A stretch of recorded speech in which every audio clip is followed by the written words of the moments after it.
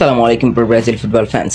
দর্শক, আপনারা সকলে জানেন চলতি মাসের 11 তারিখ ব্রাজিল মাঠে নামবে বিশ্বকাপ বাছাই পর্বের ম্যাচে চিলির বিপক্ষে বাংলাদেশ সময় সকাল 6টায়, এবং 16 তারিখ ব্রাজিল আরও একবার মাঠে নামবে পেরুর বিপক্ষে বাংলাদেশ সময় সকাল 6টা 45 মিনিটে।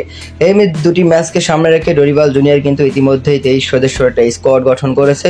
সেই স্কোয়াডে কিন্তু 5 জন খেলোয়াড় ইনজুরি হয়েছে এবং 5 জন রিপ্লেসমেন্ট খেলোয়াড় ডাক দিয়েছেন ডরিবাল জুনিয়র।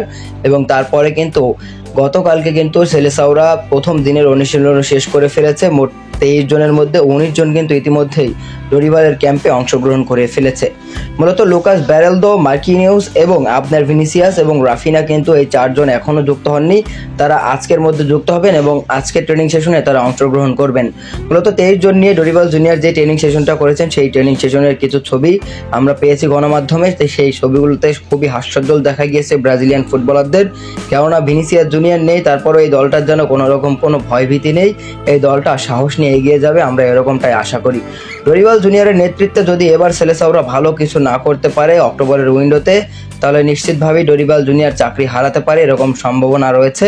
ব্রাজিলের গণমাধ্যম কিন্তু এরকমই বলছে। মূলত ডরিবাল জুনিয়র এই দুটি ম্যাচকে সামনে রেখে 23 জন খেলোয়াড়ের মধ্যে 19 জন খেলোয়াড় ইতিমধ্যেই পেয়ে গিয়েছেন, আর 4 জন আজকের মধ্যে পেয়ে যাবেন। এবং ট্রেনিং সেশনে ডরিবাল জুনিয়র যদি তাদেরকে পরিপূর্ণ ট্রেনিং করিয়ে সেলেসাওদের হয়ে ভালো পারফরমেন্স না করাতে পারে, তাহলে ডরিবাল জুনিয়রের চাকরি থাকবে না, এটা মোটামুটি নিশ্চিত।